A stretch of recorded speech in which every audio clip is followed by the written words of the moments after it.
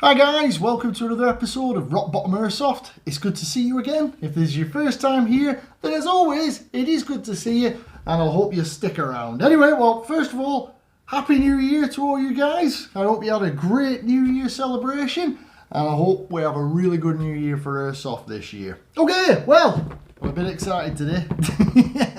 As you guys always know, new replica day. That's a good day for me. Now, I'm going to have a look at a replica here. We're going to unbox it. We're going to have a quick look around it. Those of you who follow Rock Bottom Airsoft on Facebook or Instagram, you'll already know, guys, I've had this out of the box so I could put a Dean's connector on it because I'm planning on using it at my next Airsoft game, which is this coming Sunday. So hopefully we'll have some gameplay footage featuring this on our Wednesday video next week. But without further ado, let's get into what we're having a look at. This is the G&G CM16 LMG Stealth, as you can probably see from the box and from the thumbnail. Now, guys, I've wanted one of these for a long time, pretty much since they came out.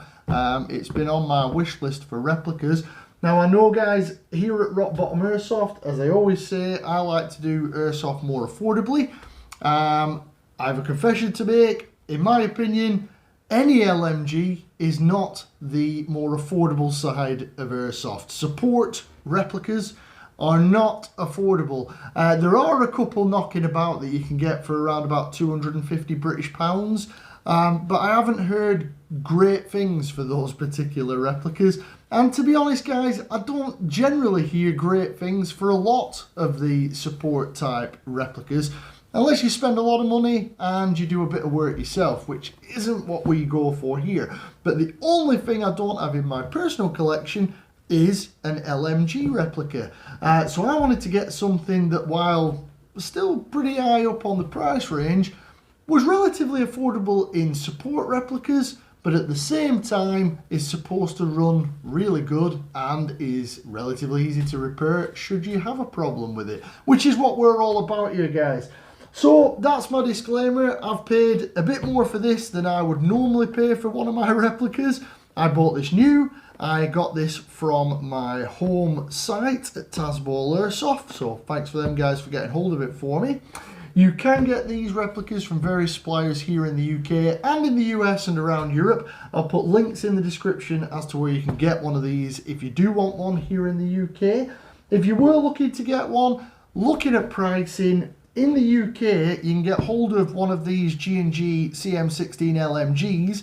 Maybe not the Stealth variant, but as far as I can tell, there isn't a whole lot different between the Stealth and the non-Stealth variant. But you're looking at a price of between 400 to 450 British pounds. And that'll get you one of these brand new. If you're over in the United States, if you're over in the US and America, you guys can get hold of one of these for between 450 and $480 US. So again, not the most expensive replica out on the market, but certainly not the most affordable. But for LMGs in general, any kind of replica, if you're looking at an M249 replica, you're going to be looking at price ranges there of around about that amount. You're always going to be looking around about the 400 to 500 British pound mark. So LMGs certainly don't come under affordable Airsoft. Plus the fact that, you know, you're designed to give supporting fire, so you're going to be putting a lot of BBs out on the field, which again all adds up to cost. You want a beefy battery to keep it running all day, the costs go up, and you're putting more wear and tear on your gearbox. So I think what we'll do first is we'll have a look what's in the box, we'll unbox it, and then you can have a look at it that way, and we'll move on from there. Okay, guys, so let me just get into this box because the tabs would be on the opposite side from where I am. I hope you can make this all out on camera because, as you can probably tell, it's quite a large box that it comes in, which I am struggling to get open. There we go, we've got the box open. Now, as always, while I'm getting this open, just a quick chat about the box. If any of you guys have had G&G items before, I really like G&G, as a lot of guys that know me will testify to. What you'll find is that the packaging is top notch. I mean, you've got a little carry handle on the top here for carrying it out of the store. Good quality cardboards, nicely laid out on the front, picture of the replica you're buying, some details about their top 5. All the sides on the box will have some sort of writing on there, and on the reverse of the box you have quite a lot of details about G&G and what they offer. I hope you can get that on camera there. I'm not turning the whole thing over because it's going to be quite hefty to do. I've managed to get this box open, so let's open this up. So here's what you get in the box, guys. As you can see, inside the box the replica is housed in hard plastic. Now I'll be honest with you guys, you know, it's got G&G armament here, it looks very professional, it looks kind of cool. The replica seems to be in one piece, it's come to us without any damage. However, I think foam is a better medium to be putting your replicas in a box rather than this hard plastic. I think that could get damaged in transit. Not that I'm saying it would, I'm sure they've designed this well to protect the replica while it's in there with the postage. However, to me, there's only seems to be G&G that does this now with the solid hard plastic that I've come across of late. More and more people seem to be going for the cutout foam. However, as I say, it is in there, it's secure, it can't move around in the plastic, so that's pretty good. So what do you get in the box? Well, first of all, you get a bit of paperwork. This pamphlet here is just basically a list of products that G&G do. It's one of their product catalogues. It's quite detailed. It's got quite a lot of stuff in there that you can get from G&G, the pistols, the targets, BBs, pretty much everything they sell, a few features and things on there of what you can get from G&G. So you get a catalogue.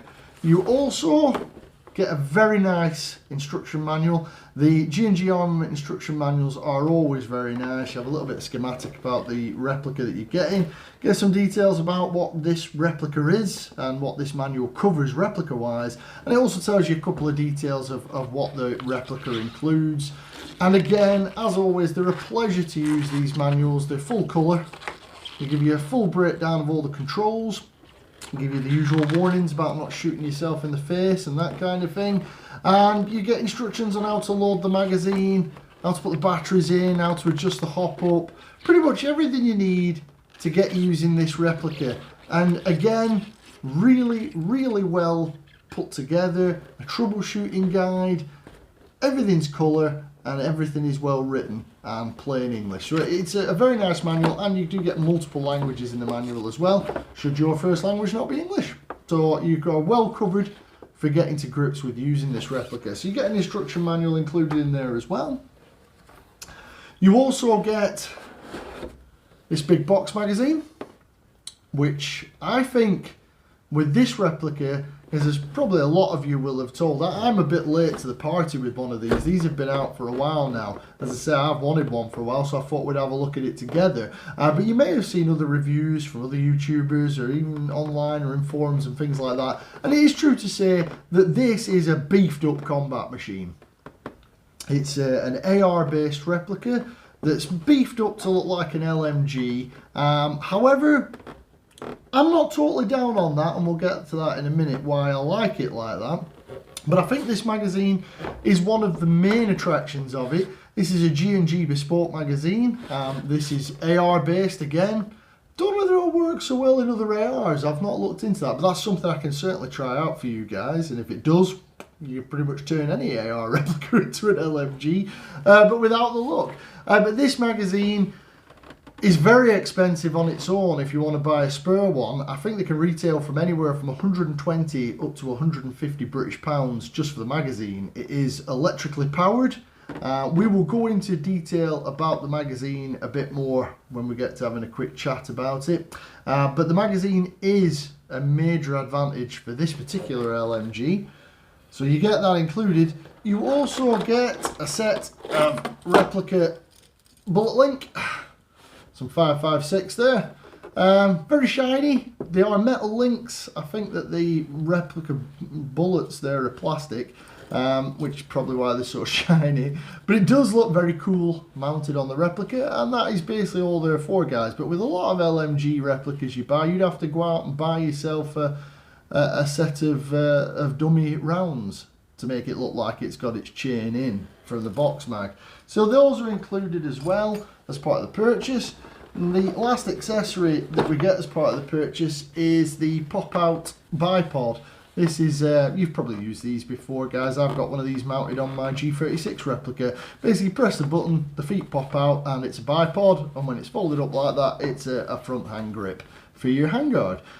Pretty cool that they include that in the box. If that's not your cup of tea, you could pretty much fit any bipod you want on there. But that is the bipod that they include, so you get that in the box as well. And then, of course, you get the replica as well. Oh, and one thing I nearly missed there, you can see it hiding away there, guys. You get an unjamming rod to add to your collection of unjamming rods. And then, of course, the replica itself. So I think what we'll do is we'll close this box up. Just give me a moment. I'll put this replica all together, and then you can see it in all its glory. Okay, bear with me, guys. I'll be back with you in a second. Right, guys, so there we go, all back together, built up as it should look. I've put the handguard quite the ways back, to be honest, guys. You could probably get away with putting that further forward. But, you know, whatever. That's where I've put it. So I think what we'll do is, before we have a quick chat about what you get in this, as you can probably tell, it barely fits on the camera. So it is quite large. I mean, it's the standard length of an AR, but it's just the chunkiness of it. It's difficult to get on camera for you guys. So what I'll do is I'll show you around it like we always do, and then we'll have a quick chat about what you get for your 400 to 450 British pounds. Okay, guys, bear with me. We'll have a quick nosy around.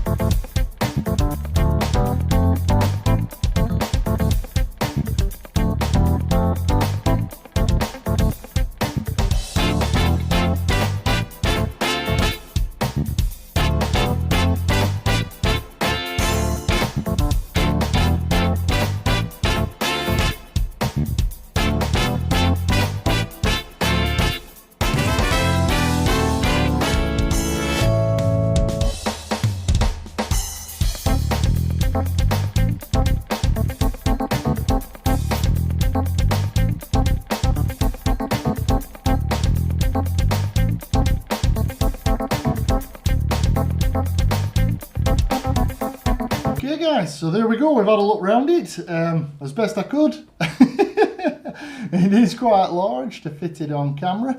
As you probably saw, guys, I think it's a really good looking replica. I particularly like this mock chain of mock bullets there. I think it looks the part. It adds to the look of it.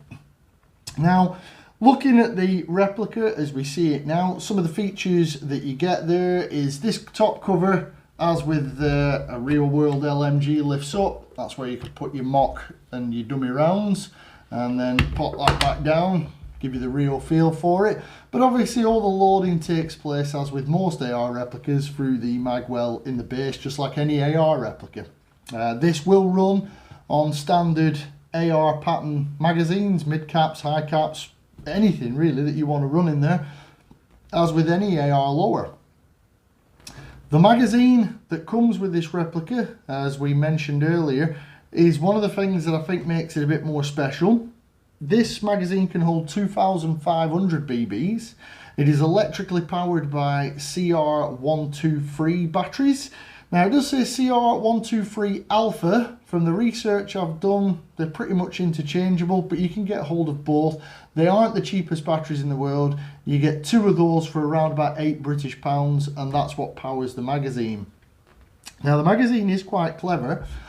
We can release the magazine and have a look at that and have a talk about that first. Now, one thing to mention when we do release this magazine is this does have an ambidextrous magazine catch.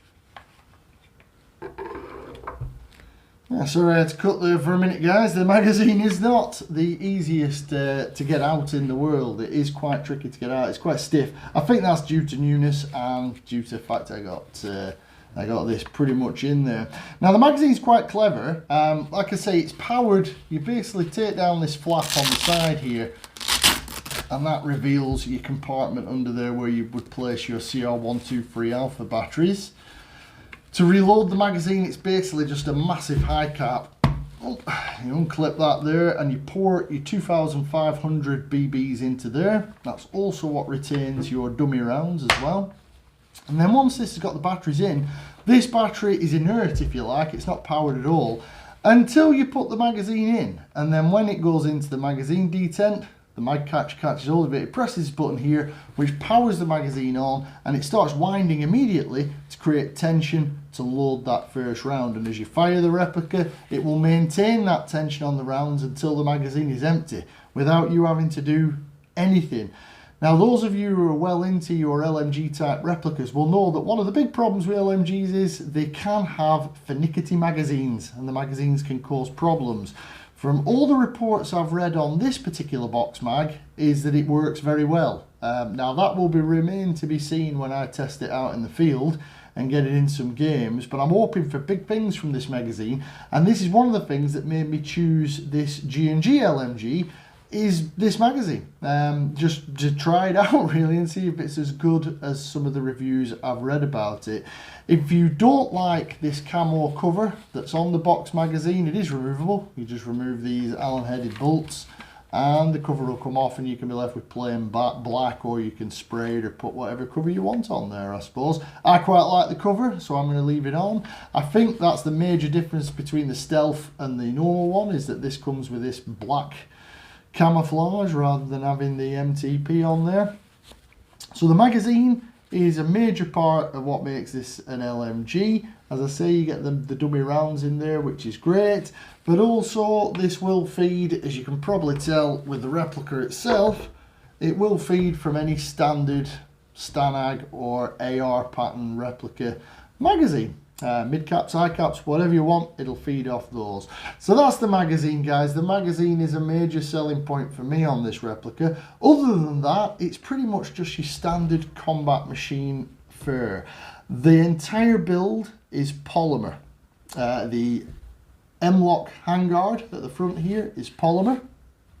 The upper is polymer. The lower receiver is polymer. Your stock is polymer, which, as with any AR, is adjustable just by pressing the catch there. Your buffer tube though is aluminium, which I like. I don't like plastic buffer tubes. It does lock into position. So the buffer tube being alloy is nice. It's basically got metal components where you'd want them. Your rear sight is polymer. Everything here is polymer. Your pins and fastenings are metal, as you would expect. Springs, things like that, the Allen bolts holding the rails in place, they're all metal. Your outer barrel assembly and flash hider, they're all metal. And your front sight post is metal. Your mock gas block and gas tube, again, they're metal. So metal where you want to have metal, guys, which is good. The stock, it's rear wired. So this is where your battery will be housed. You press down that button there, guys. If you can notice, if you're familiar with the G&G stocks, that then just twists to the side and your wiring is to the rear, which means you've got a good, nice space for batteries, whether you're using crane stock or stick batteries. You shouldn't have a problem fitting a battery in the rear there. This replica does come with G&G's ETU and MOSFET, which if you use an ARP9 or 556 or any of the newer top 5 G&G replicas, you will probably be aware of. The ETU is an electronic trigger, does give you quite a nice crisp trigger response, and the MOSFET, while programmable, is fairly basic MOSFET. It will give you battery cutoff, so if your LiPo battery gets too low, it will cut the power, preventing you damaging your batteries, which is a nice touch. And it is also programmable for 3-round burst. As with all the G&G settings, you fire 1 round on semi and then hold the trigger down until you hear the beeps, or for 10 seconds, and then your full auto will be changed to 3-round burst. And change it back, you either unplug the battery and plug it back in, or you repeat the process and that will put you back to full auto as well. One of the nice things, again, of why I picked this LMG over a more traditional LMG, because this, as far as I can see, it's loosely based on a Strike type LMG, Strike LMG in the real world, but it's not really based on any particular real LMG. It's more for airsoft, but I like the fact that it has a semi-auto option. You have got safe and semi and full auto, whereas a lot of LMG replicas, just like the real steel counterparts, they only have full auto and safe. Now if your game site is anything like mine, you do have limited engagement distances sometimes at a lot of sites, including mine, where your minimum engagement distance at full auto is 10 meters. Whereas with this, instead of having to drop to the sidearm or the pistol replica, I can just flick this into semi and use it as a beefed up AR replica. In fact, if you wanted to go out and use this as a beefed up AR replica, you can. You can just run standard magazines in it. That's not what I'm going to be using it for, but you know, that's pretty nice. Some of the nice touches on this again is you do get the M-LOK handguard, although it's polymer, as I've mentioned before, full polymer. Although it's polymer, it's G&G polymers, and if you've encountered the upper end G&G polymers before, they're very nice. They're very nice. They feel very nice in the hand. They're solid. There's no creaks or squeaks or anything with this replica. They do work really well. I particularly like them, and I actually, one of the reasons I wanted this replica is because it is polymer. I was looking at Spectre Arms do a light version of the 249, which is also a polymer, to save weight, to make it more maneuverable on the field, which works for me. Now speaking of weight, it's not light, it is quite heavy, not a light replica at all, but that's you know, not as heavy as it would be with one of the full metal, such as an A&K 249 or 240. I've tried those on the field. They're pretty heavy, guys. So if you're looking for an LMG but you want to save a bit of weight, then this could definitely be an option for you. One thing I did forget to mention on the stock as well is this little fold out section here. You can make that out on camera. There's a little storage hole in the base of the stock that they come with. Not sure whether I'd use that much, but could come in handy for storing a couple of batteries in there for your box magazine or something like that. It has got G&G's rotary hop unit. For the kind of money you're spending on this, I'm a little disappointed that it isn't. It doesn't hold the mock bolt back. So you haven't got a bolt release that functions on it. There's no bolt catch. So you have to hold that back, guys. If you can make that out on camera, that will reveal your rotary hop up.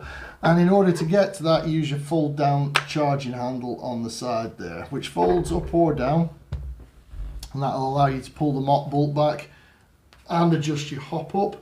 I haven't test fired this in the field yet. As I say, I'm hoping to do that this weekend. I'm hoping that it'll have similar performance to the ARP from the hop point of view. Should easily be able to hop 2.5s, 2.8s, which, you know, is pretty much what you want on an LMG. You're not going for accuracy, you're going for volume of fire. So I'm just hoping that it's reasonably accurate, and I can let you know more about that once I've tried it out in the field. One of the other big points that attracted me to this replica is that it uses a V2 gearbox, a version 2 gearbox, rather than being a proprietary gearbox that a lot of the LMG replicas use, making it difficult to get parts, making repairs more fiddly. With this, if I want to do any upgrades or if I have to do any repairs to it, it's a standard version 2 gearbox, so I can basically use all the parts that I would in any AR pattern replica or any replica that uses a version 2. Gives me a wealth of options for it. The fact that it is primarily AR based might cause you problems if you play a lot of milsim, or if you're at a site where they will argue that an LMG replica, to be treated as an LMG, would have to look like a real world LMG or firearm LMG, which some sites have had issues with this, saying that it doesn't match any current pattern LMG replica. That's not a problem for me, guys. I primarily play skirmish games. If you're the same, then for you, you'll hope to be in the same boat, that it's just a beefed up AR, or in my case, I'll treat it as an LMG, you know, and use it for suppressive fire. So everything on here, as I say, has been built for purpose. I would say that it's a lovely looking piece of kit. The sights at the front here are flip up. Everything's been thought about. I'll be running an optic on this. I think it might suit a hollow sight. You can remove the rear sight. You have got rail top and bottom, as you would expect. like I say, basically guys, it is a combat machine. It's one of the more advanced combat machines, however beefed up to look like an LMG. Bigger handguard, this top mounted cover such as you'd have on an LMG, your dummy rounds, that type of thing, just to give it the impression of an LMG. But you have all the advantages of an AR pattern replica, which is what I like about it. So advantages: version 2 box, easy to work on, easy to get parts for. It's got the ETU and MOSFET as standard. You can use semi as well as full auto on it, which is great for your skirmish sites with minimum engagement rules. Plenty of battery space, well put together as G&G's always are. I've had this out of the box to change it over to Dean's because it does come with a mini Tamiya connection as standard for your batteries. And on test firing after changing the Dean's with no rounds in the chamber, I can confirm the trigger is just as snappy as my ARP. You can run this on 11.1 or 7.4. I've been reliably informed. You may remember some of the ARPs have problems with 7.4 batteries, as I mentioned before, with the low battery voltage cutout. Apparently that's been solved in this one. It will run on a 7.4. I'll be running this on 11.1. So there are lots of advantages to it, guys. I would say that the main disadvantages to it is that, yes, it's an all polymer build. So if you're looking for a full metal build, this isn't the replica for you. It is all polymer. It is going to cause you problems in some milsim events and that type of thing, because they may not class it as an LMG for you, so they wouldn't let you run it. And the final disadvantage, I would say, is that the price. For a lot of you guys out there, and something that it's taken me so long to get one, is it's a lot of money for what amounts to a beefed up AR pattern replica from G&G. You could get one of their other AR pattern replicas for a lot less. However, you would have to pay a lot of money on top to get one of the G&G box magazines if you want to try one of those out. But if you're not bothered about the box magazine, then yeah guys, it's very expensive. 450 British pounds is what I paid for this. That's a lot of money from my point of view, guys. Here at Rock Bottom Airsoft, I would normally try to keep my costs lower than that. So there we go, guys. That is the G&G CM16 LMG Stealth. Just my first impressions, a quick look around it and a quick unboxing of it. Let me know in the comments what you think of it. I know it can cause a bit of debate, this particular replica, from what I've seen when I've been reading up on it. Tell me if it's a replica you go for, or if you've got an LMG yourself, if you prefer a more traditional style of LMGs. As always, guys, I really hope you enjoyed this video, and if you did, don't forget to drop a like on there. And if you've been enjoying my series of videos, then as always, guys, do get subscribed to the channel. Get a video out every Saturday and every Wednesday. And apart from that, guys, that just leaves me to say thanks very much for watching, and I look forward to seeing you in the next one.